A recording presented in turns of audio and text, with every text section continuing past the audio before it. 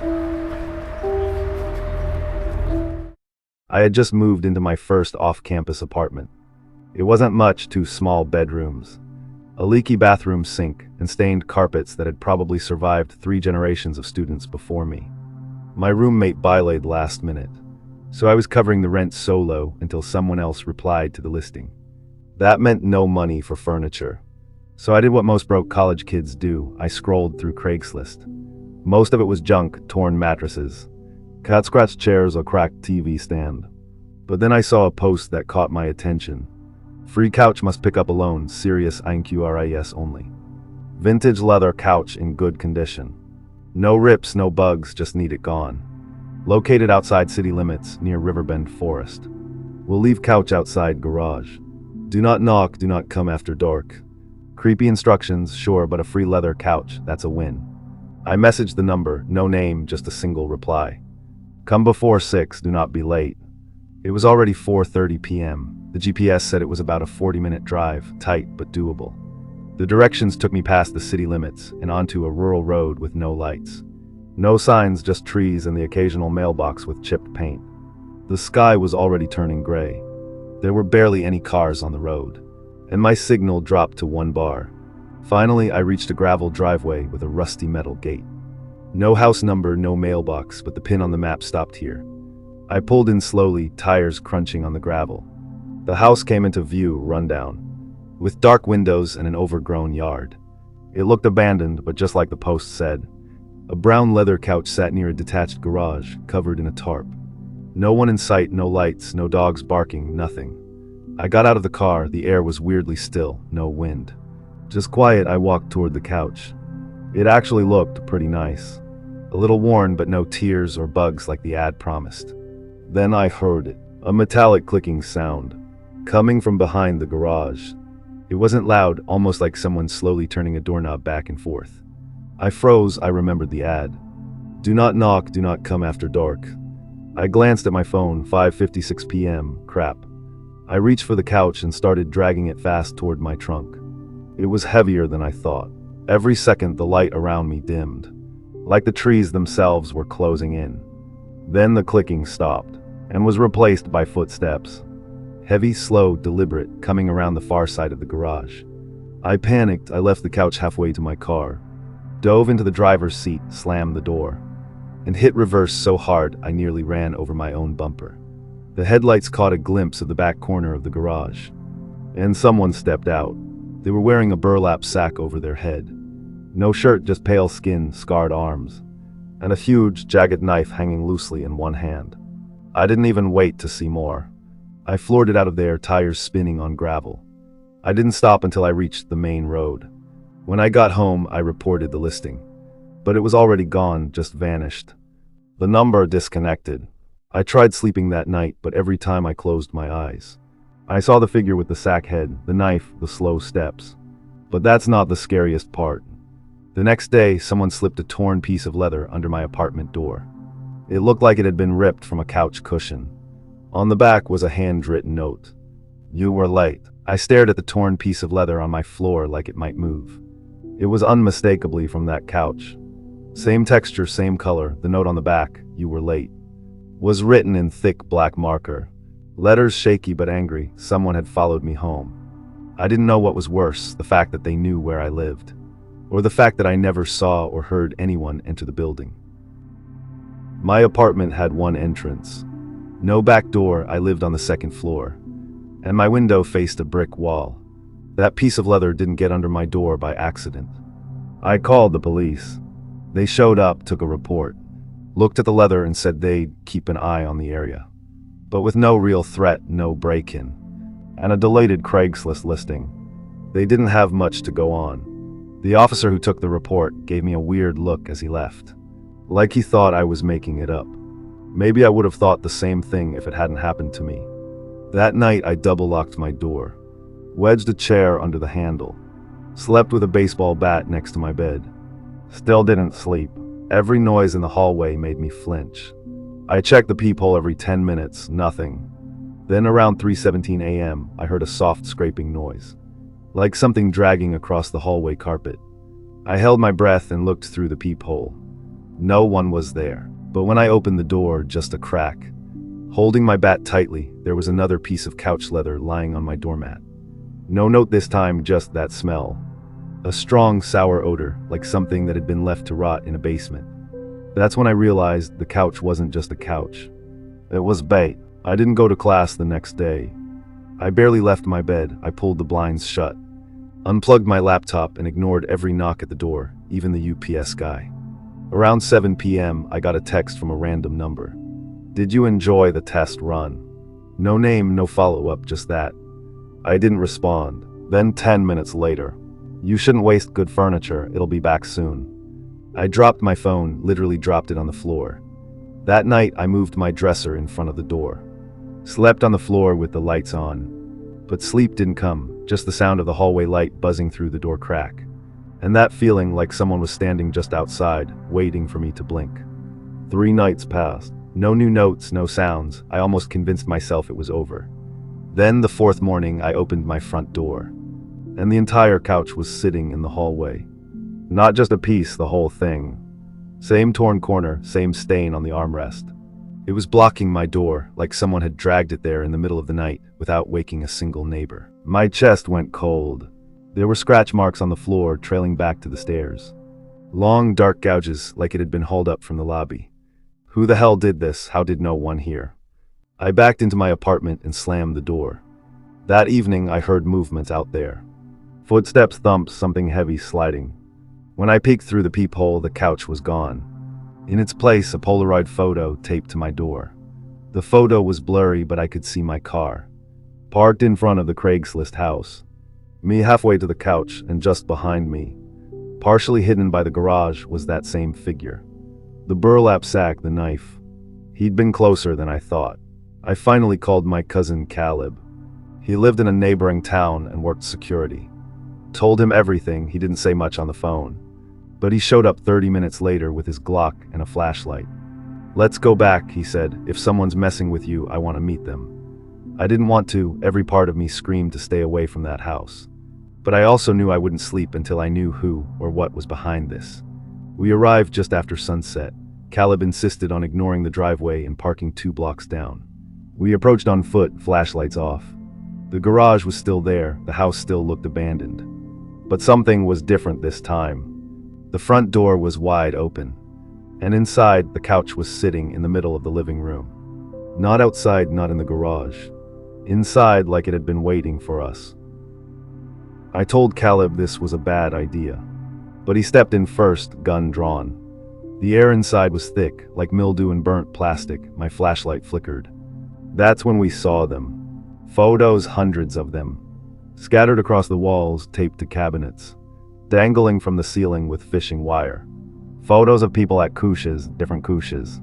Different people, all looking at Craigslist furniture. Some loading it into trucks, some asleep on it. And in every single one, that figure in the background. Sometimes up close, sometimes far away, but always watching. Caleb muttered, "This isn't a prank, this is something else." Then he stopped walking and pointed. On the far wall was a photo of me, taken the night I went to get the couch. Except this one was from a different angle. It was from inside the garage. I was halfway to my car, and behind me, barely visible in the dark, was the open garage door with someone stepping out. Caleb whispered, "We're not alone." That's when the garage door slammed shut. We bolted toward the front door, but it shut too, locked. Footsteps upstairs, then in the kitchen. The sound of someone dragging something heavy. Caleb pointed to the back of the house. We rushed out a side door and sprinted through the trees, back to his car. We never looked back. I never went home after that. I packed a bag at Caleb's, stayed at a friend's, and eventually moved out of town. Craigslist, I'll never touch it again. But every now and then, someone sends me a photo. From a blocked number. It's always of a couch. Always outside someone's house. And in the background, that figure, still watching. Last summer, I was desperate for money. I didn't want to go back to my boring part-time job at the campus cafe. And my internship fell through last minute. So I searched Craigslist for anything that didn't sound like a scam or human trafficking. That's when I saw this ad under the household help section. Evening babysitter needed, $200 cash per night, no experience required. Single father needs someone to watch his 6-year-old son. Michael from 6 p.m. to midnight. House is in a safe neighborhood. No cooking or cleaning, just keep the child company. He usually falls asleep by 9 p.m. Must have own transportation. No red flags, surprisingly. There was even a picture of the kid and a dog, some grainy iPhone photo with a smiling boy and a golden retriever. I figured if someone was trying to lure people, they wouldn't use a photo that normal. The number was a local area code. I texted it and the reply came back instantly. Can you start tonight? I hesitated, it was already 4 p.m. And I wasn't even in town, I'd need to drive about 30 minutes. But $200, that's a lot of gas and groceries. I said yes. The house was tucked into one of those sleepy suburban neighborhoods, wide roads. Tall trees, no sidewalks, all the houses looked the same. Big porches, American flags, porch swings no one used. The place was neat, 2 stories. Fresh white paint, the porch light was already on even though the sun hadn't fully set yet. I walked up and knocked. The door opened slowly, but no one was there. Hello, I said. Then I heard a voice, a man's, from around the side of the house, back here. I followed the sound, a little hesitant, and found a tall, average-looking guy in his late 30s, standing beside a charcoal grill. Khakis, a navy t-shirt, and a faint southern accent. You must be Kelsey, he said. Thanks for coming on such short notice. He didn't offer a handshake, which felt weird. But I brushed it off. He pointed toward the sliding glass door. Michael's in the living room watching cartoons. He's a quiet kid, you won't have any trouble. I'll be back around midnight, maybe earlier. That was it, no list of rules. No emergency numbers, no mention of the dog from the picture. When I asked about it, he just said, we had to put Max down last month, picture's old. He handed me $200 in cash, nodded, and walked off into the driveway, getting into a dusty black SUV. No license plate on the front. I remember that detail for some reason. Inside, the house was clean, too clean. Like it hadn't been lived in. The living room had plastic covers on the couch. No family photos, just one giant flat screen playing some knockoff animated show that looked like it belonged in the early 2000s. And sitting cross-legged on the floor was Michael. He turned to me and smiled. Hi.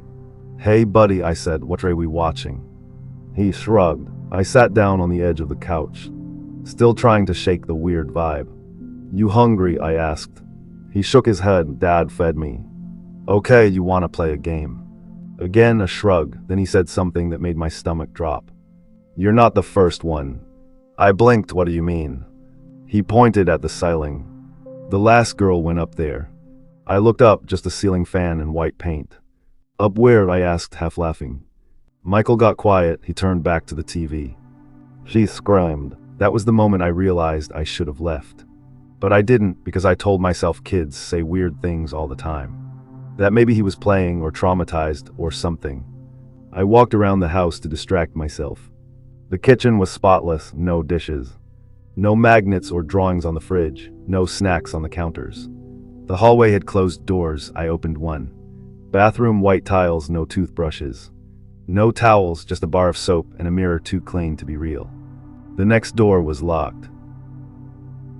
The third was a guest bedroom, empty except for a bed with no sheets. That's when I realized something. There were no toys in the entire house. No Legos, no markers, no books. Not even a blanket on the couch where a kid would nap. Just that same fake cartoon still looping on the TV. Around 8:30, Michael finally lay down and fell asleep right there on the carpet.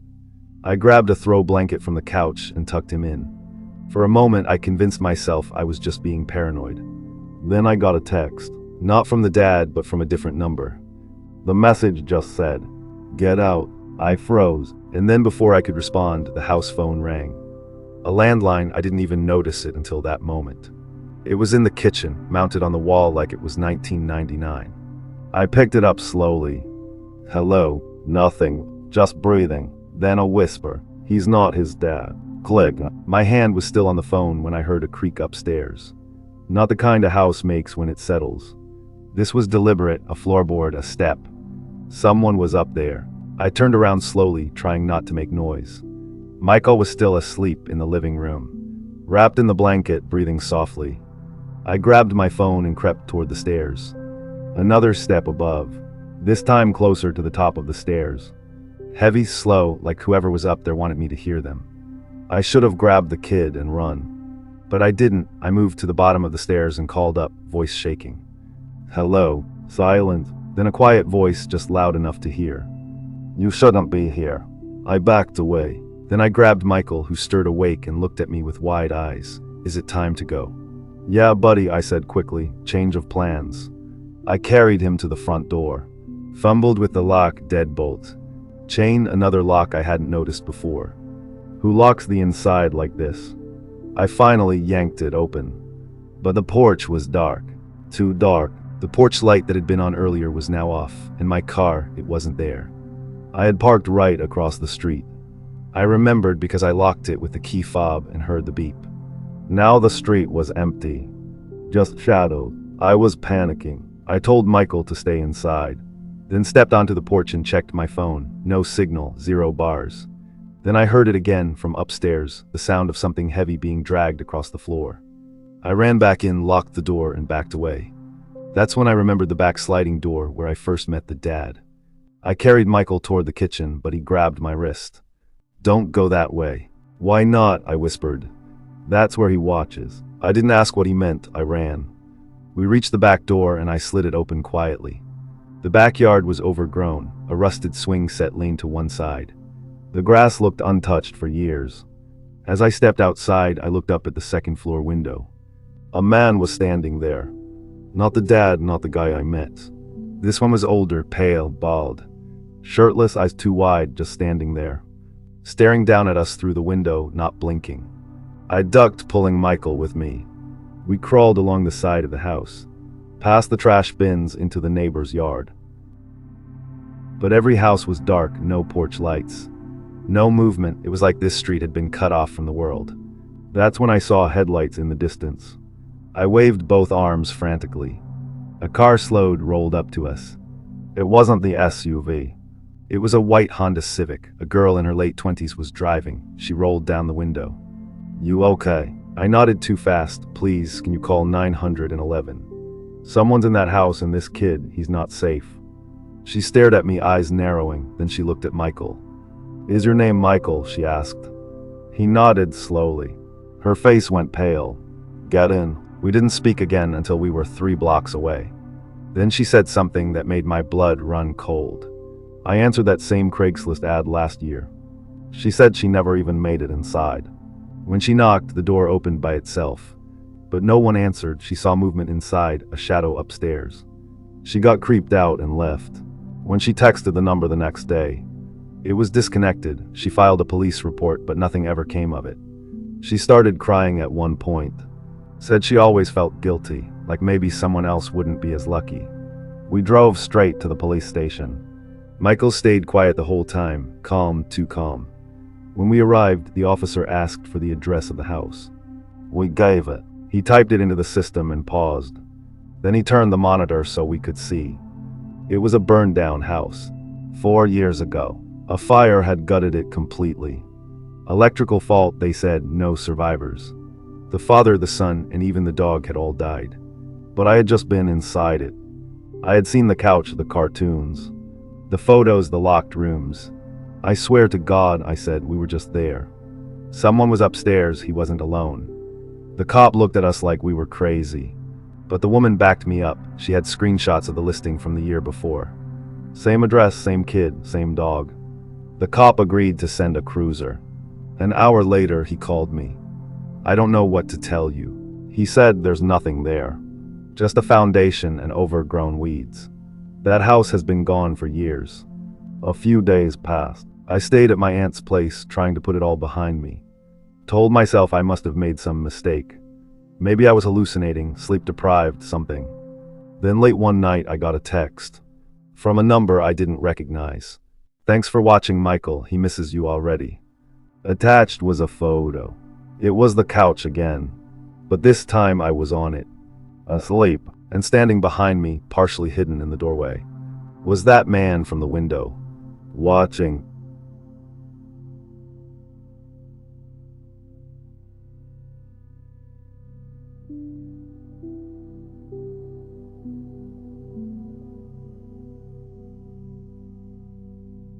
I moved to Portland for work, tech startup. Long hours, low pay, but the kind of resume booster people kill for. Problem was, rent in the city was insane. Studios were going for $1,800 and up. And I was barely scraping by, so I turned to Craigslist. That's where I found Liam. His listing was short and weirdly formal. Room available in 2-bedroom house. Quiet neighborhood, no smoking. No pets, $650/month, must be clean, must respect privacy. I almost skipped it, but the pictures showed a clean house. Decent kitchen, hardwood floors, it looked safe. I messaged him, he replied the same day. You can move in this weekend. I work nights, rent due first of each month. Don't go into my room, no guests. I should have noticed the red flags. But I was desperate. The first time I met Liam, he barely made eye contact. Mid-30s, average build, buzzed hair.